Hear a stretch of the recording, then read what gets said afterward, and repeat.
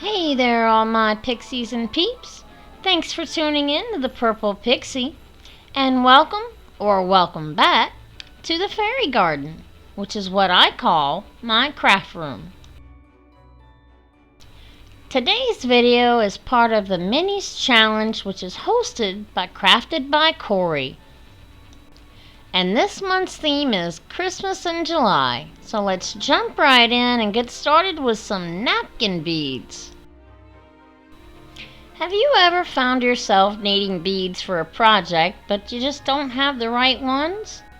Well, I'm going to use these napkins and show you how to make your own.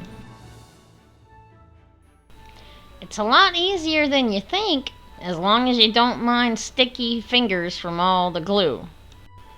So I'm going to start out with these pretty decorative Christmas napkins, and I'm going to peel the backing off of them so they're only one ply. And then using my giant glue stick, I'm going to spread that all over a piece of regular printer paper. Then I'll just apply my napkins and smooth them out as best I can. In order to roll our beads, you're going to need a quilling pin, and I'm going to show you how to make one of those as well. All you need is a dowel or even a skewer, and then just cut it in half as best you can, but be very careful or else you'll end up cutting it in half and cutting it off, like I did here. But we all know it wouldn't be a Purple Pixie video without a few mishaps, and this is the first of many in this video. So I cut that off and started over with my tin snips, using those to cut the slit in my dowel. And once I had a slit that was big enough for me to slip the paper into, I took a strip of that copy paper, smudged my glue stick on it, and then I wrapped that around the dowel to keep it from splitting any further.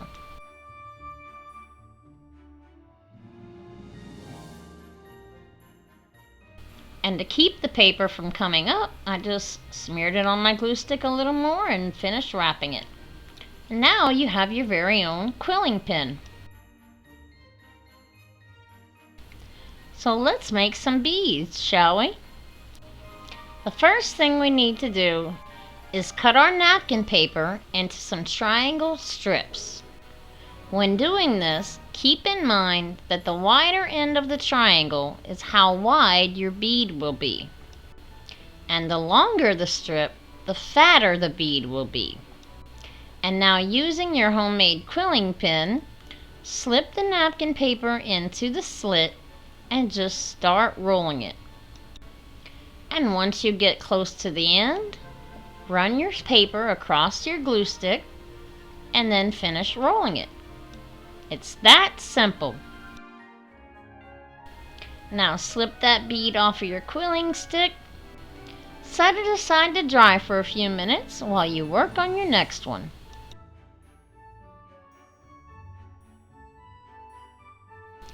If you'd like your beads to be a more uniform shape, you can always trace out a template on the back of the copy paper and make sure that each triangle strip is the same size. But in this case, I want my beads to be of different sizes and shapes, so I didn't use a template and I basically just cut whatever triangle shapes I wanted and went with it. The hardest part about this project was washing all the glue off my hands when I was done.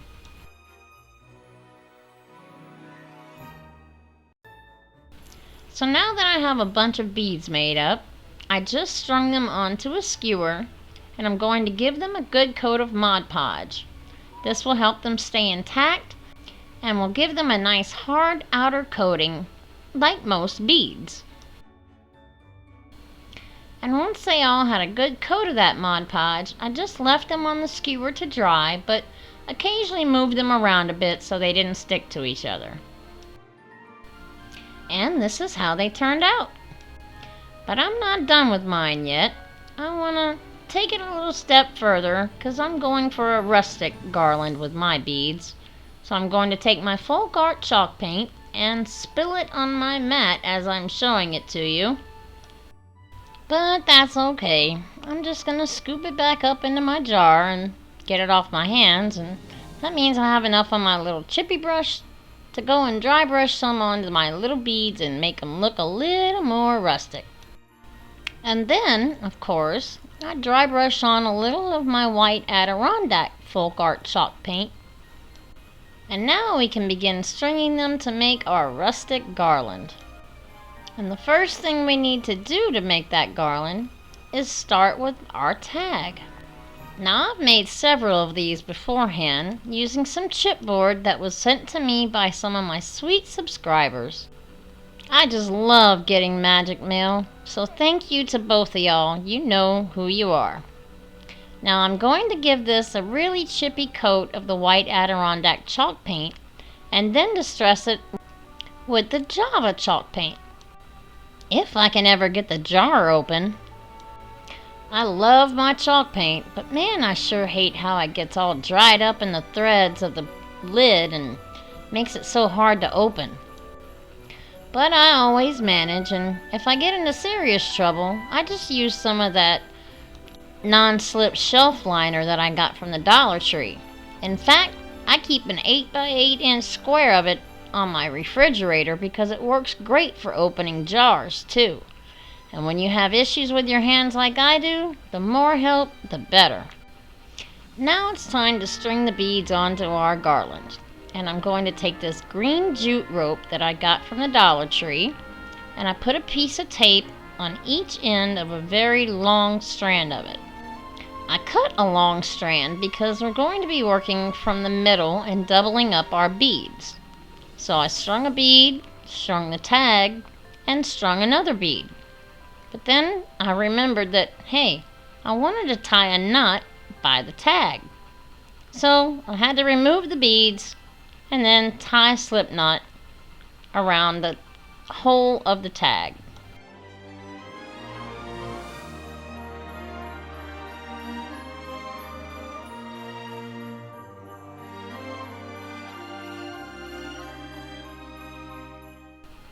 And then I took a bead and strung one on each strand of the jute twine. I know your regular garland would have one bead strung after another, but I decided to go with a different style this time. So once I had those beads strung on, I tied another slip knot around them as close as I could, which wasn't too easy because my fingers just were not working with me today. Oh, and I should mention that I did organize my beads ahead of time and paired them up into like sizes. So the bigger beads went closest to the tags, and I worked my way down to smaller beads towards the end of the garland, tying a slip knot in between each pair.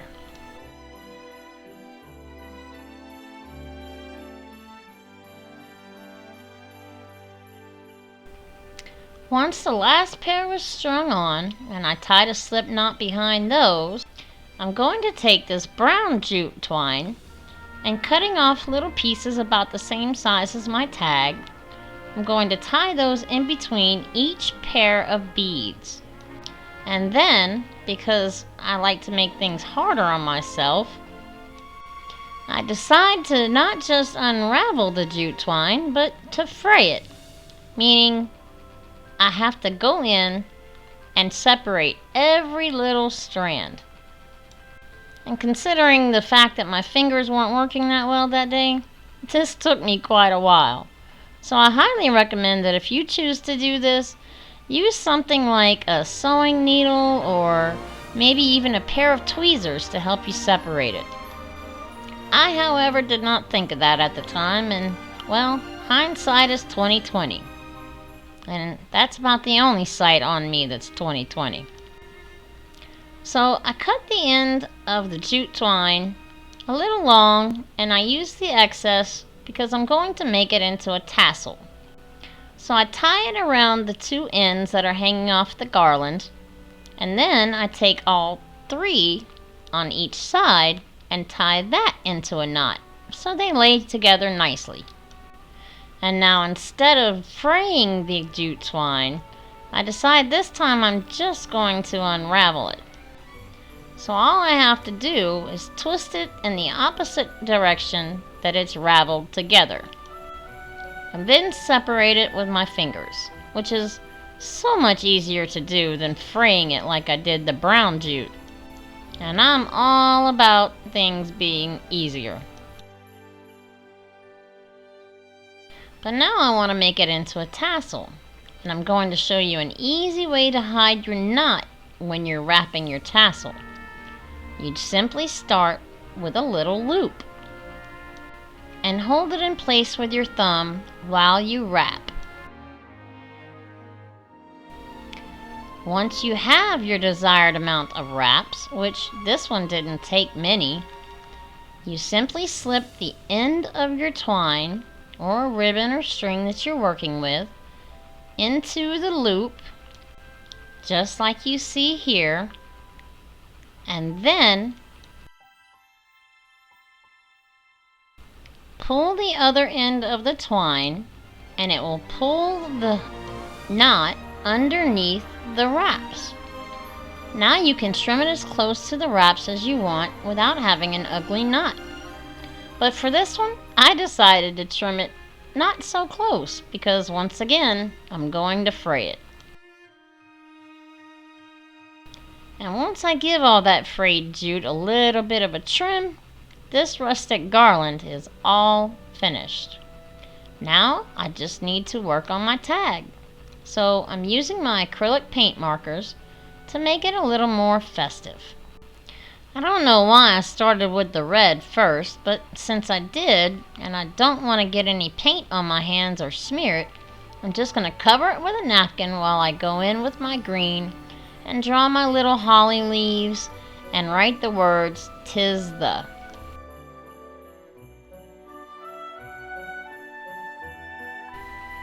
And then I go in for the finishing touches with my gold acrylic paint marker. And now I can officially say that this garland is all done.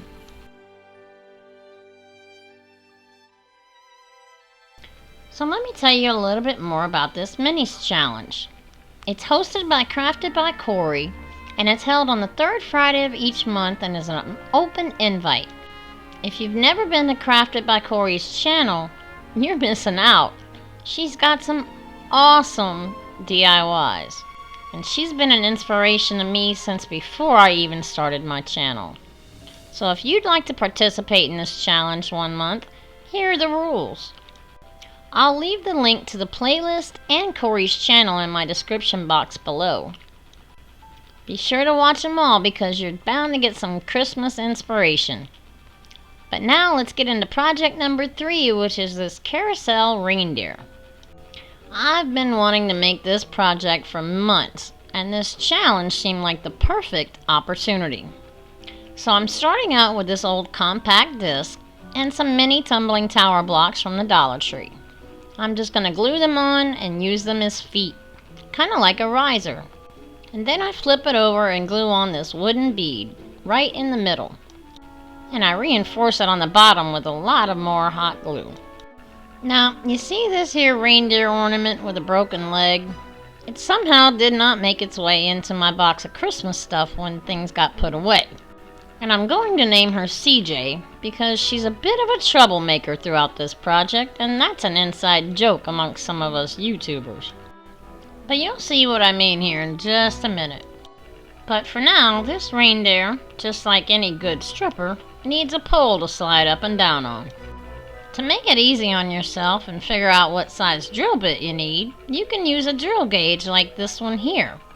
Simply slip your dowel or skewer stick into the hole and that'll tell you what size drill bit you need. But if you don't have a drill bit gauge like that, you could just eyeball it by fitting a skewer stick to the end of the drill bit. Now, CJ here started giving me trouble from the get-go. It was my misunderstanding that she was hollow. However, she was anything but, and I couldn't even get the hole started with the drill. So then I broke out a drywall screw and a hammer, which was a big mistake because as you see here, if you look carefully, I broke off the other back leg. And when I tried to glue it back on with some super glue, it wouldn't hold. So I ended up having to use a silk wrap method, much like repairing a fingernail. And then I ended up having to resort to a much smaller drill bit, which ended up getting stuck inside the reindeer. I had to resort to using a wrench in order to hand screw it out of her. And when I finally got the hole drilled, it was crooked. So now I'm taking my channel locks and I'm trying to hold a small wooden bead so I can drill a bigger hole in that. But as you see, the channel locks that I'm using just split the bead in half. So I grab another one and try again, but for some reason this method just was not working for me. And after several attempts, I finally gave up on the channel locks and decided to just hold the bead in my fingers and drill the little hole with like that. So now comes the fun part of painting. And I'm going to use my folk art metallic paints that I haven't used in quite a while. In fact, one of them, the brushed metal one here, is brand new, sent to me by Plaid when I became an ambassador. So I'm going to use it to do some touch-ups, especially around that silk wrap where I had to reapply her leg. And I'm also going to use it to hide the writing around the middle of that compact disc, as well as the wooden bead that I glued in the middle. It looks a little messy now, but I do go in and I clean up around the edges just to make sure it's a nice, straight, even line. And now CJ needs a few more touch-ups as well, because there's no telling how old she is. I just found her in my stash. So I gave her harness and her bells and her antlers and her tail a good coat of the blue metallic paint. But later on I do go back in with some white metallic paint and go over the tail and the antlers because I decided to go a different route.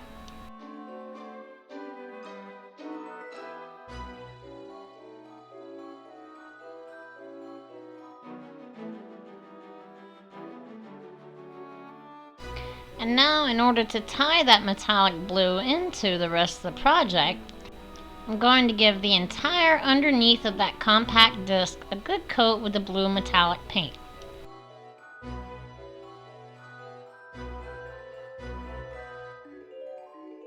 So I decided, since CJ was all broken up, antlers included, I'm going to put some of these little feathers that I cut off of a Dollar Tree boa onto her tail and her antlers.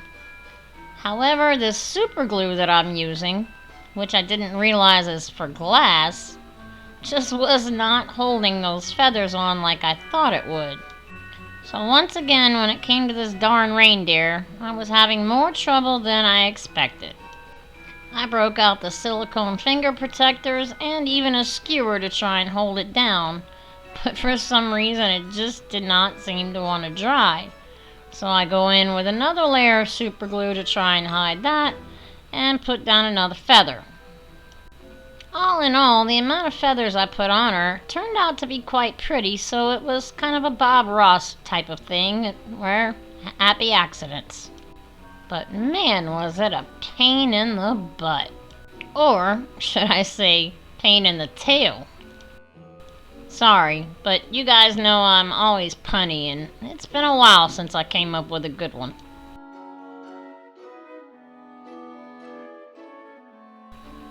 And after all those layers of super glue and feathers, I ended up actually just using regular old school glue to hold on the last feather.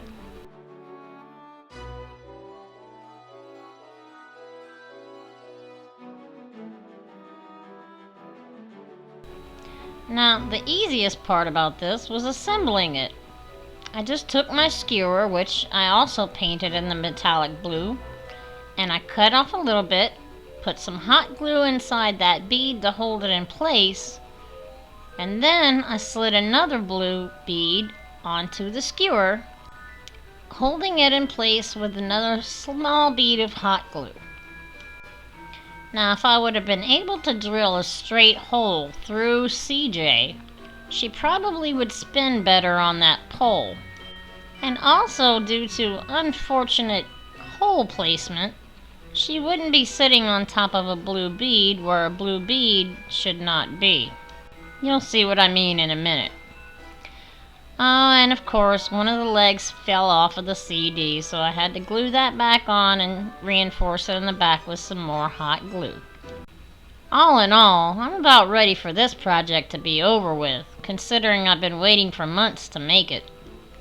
So I took the last 2 beads that I painted in the metallic blue, slipped them onto the top of my skewer and glued them in place. And with that, I'm done with this project. So let's get on into number 4 with a mini toboggan. Now this project was really easy. I just took 3 clothespins and took them apart. And now I'm going to glue them back together in this configuration. These are going to be the runners of the toboggan. And the clothespin in the middle is merely to help our popsicle sticks stay in place and hold these runners together. Do you live in an area that gets snow in the wintertime? I don't. I live in South Louisiana. And even if we did get snow, we don't have any hills down here to sled down anyway. It's flatter than flat down here. The only thing that gets high is the water in the bayou and the boys at the bar. But you didn't hear that from me. But I did used to live up north when I was in middle school, so I do miss playing in the snow. Now as you see here, I took a popsicle stick and I lined it up with the back end of my runners. That's because I don't want the popsicle sticks on the top to hang too far off the back end. So I used my ruler and drew a straight line, trimmed the popsicle sticks with my tin snips, and then sanded off the rough edges. Now I'm going to use my chalk paint in Java and a baby white to stain my popsicle sticks. Normally I would just use a wet paper towel, but I thought with as much staining as I needed to do on this project, the paper towel would get torn too easily, so I'm just going to use this baby white and keep spraying it with water to remove as much stain as I want.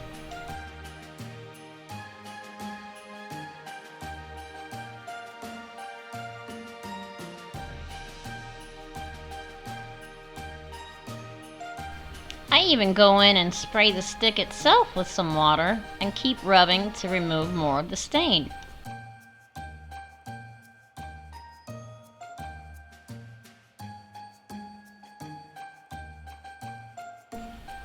Once I have those done, I'm going to also stain a small piece of this skewer stick left over from the last project and use that as my steering wheel.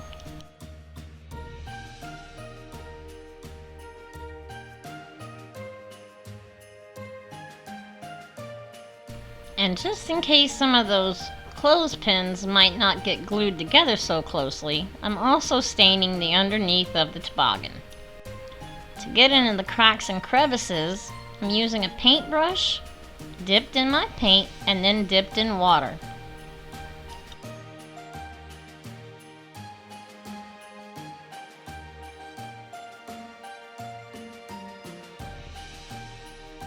Now I'm back to using my brushed metal metallic paint that Plaid sent me. And I'm using that to give the clothespins, that are now my runners, a good coat.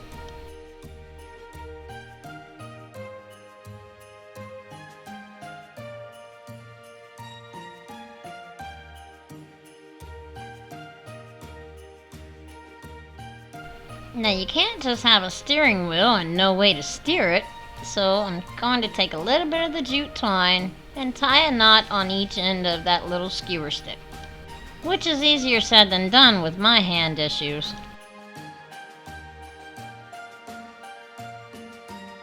Would you just look at me struggling?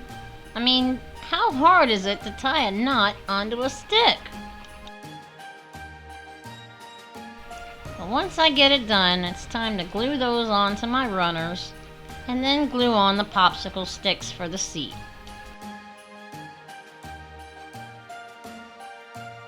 Make sure that when you glue them down, you get the back end flush. Oh, and start with the middle one and work your way out to the edges. That way they're even.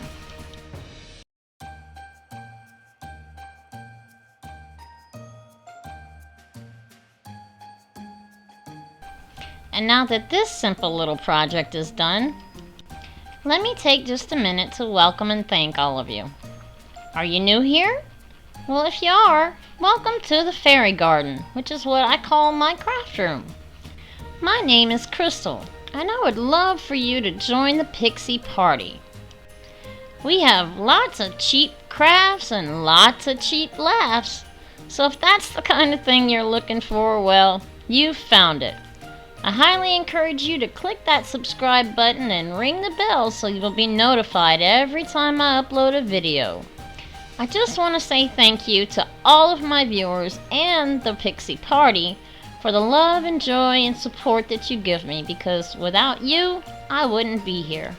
If you'd like to help support my channel, you can use the link in my description box to buy me a coffee. 100% of that money goes to buying my craft supplies. And all of those craft supplies are listed on my Amazon crafting wish list. And the link to that is also in my description box should you choose to help me monetarily in that manner. But you don't have to buy me things to support my channel. You can do so just by hitting the like button, commenting, subscribing, and ringing my bell. No matter what you do, just know that your support is greatly appreciated. Now let's get on with DIY number 5, the mini wreath. This one is so easy, I could call it Sunday morning. It starts out with a shower curtain ring, and I'm going to put some hot glue all around it and just keep dipping it in this Spanish moss that I've already shredded from a previous project. I'm going to do that to the front and the back until I'm happy with the coverage. And by the way, if you leave your Spanish moss on top of your bag or piece of paper, it's a lot easier to put it away in the bag when you're done, and it doesn't leave quite a mess on your desk. And now I'm taking some of this leaf garland that I bought on Amazon a while back, and I'm going to cut a long strip off and glue it to my wreath, and then just keep winding it in and out of the wreath until I get good coverage with that as well. With a strand this long, I ended up going around the wreath twice.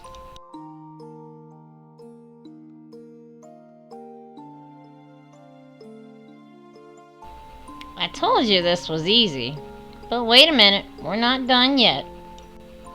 When I'm done wrapping that around, I'm going to glue it in place, and then I'm going to take some of this faux boxwood that another sweet subscriber sent me, and I'm just going to take a small piece off the top of the pick.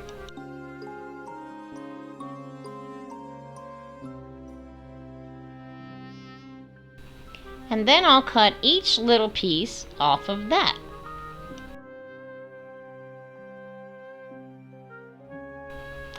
Once that's done, I'm going to glue them onto my wreath, overlapping them so that I'm hiding the little stems on the bottom. At first I kept tucking them underneath each other. Then I realized that going over the other one would be a lot easier. When I finish with half the wreath, I then start on the other side, going in the opposite direction.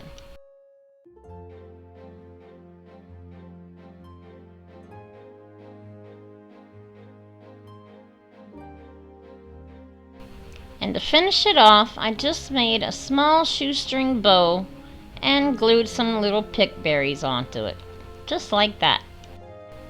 Like I said, it was so easy and it came out so cute.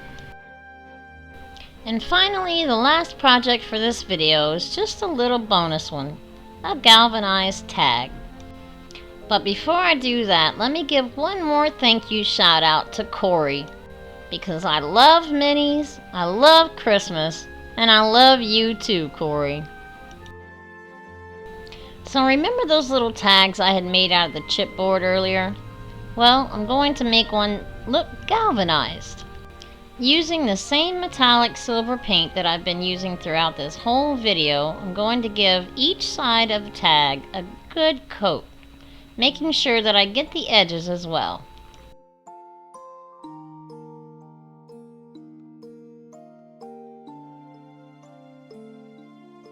And now to give it that galvanized look, I'm dipping a sponge brush into my Folk Art ink chalk paint and barely stippling it onto the tag. I'm holding it so lightly that the sponge brush even fell out of my hand. But I want to make sure that I get the edges and then go in with a dry napkin and blot and blend at will. Once I have that done, I'm going to go over it again with that silver paint and again blot and blend until I'm happy with the look. And of course I do this on both sides so that you can use it as maybe a gift tag or even on your tiered tray. But before I'm through with this little tag, I want to give one more thank you and a supporter shout out.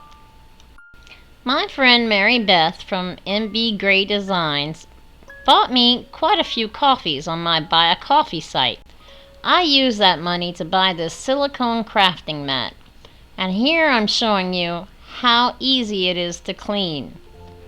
You just simply spray it with some water and wipe it down. So I want to say thank you, Mary Beth, because this mat has been a total game changer for me. Now I'm going to show you how to do some reverse weeding on a vinyl decal that we're going to put on our galvanized tag. I simply take this piece of transfer tape, which I use the clear brand of contact tape, and I lay it over my entire decal. Once it's pressed on there pretty good and I flip it over and press it on there even better, I can remove the paper backing from the vinyl.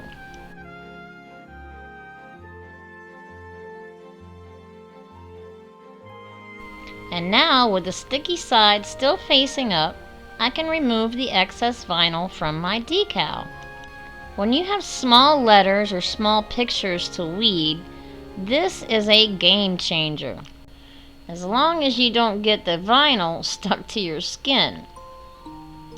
So just be mindful of where you put your hands and then proceed to weed out the small bits with your pen or your weeding tool. My homemade pen that you see here is just a mechanical pencil that I removed all the lead from and put a straight pen or sewing needle into. Now, one thing I forgot to do was fuzz my transfer tape. And by fuzzing, I mean you rub it onto your clothes or something like that to remove most of the tack. And of course, because I didn't do that, this one peeled up most of the outer layer of paint and cardboard from my chipboard. Just another one of those mishap moments brought to you by the Purple Pixie. I did go back in with a paintbrush and repaint the galvanized look, so it's still a win in my book. So are you finally ready to see the final reveal? Well, good, because here it is.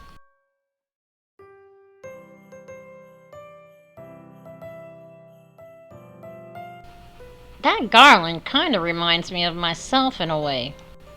It's old and rustic looking, frayed in some areas, and unraveled in others.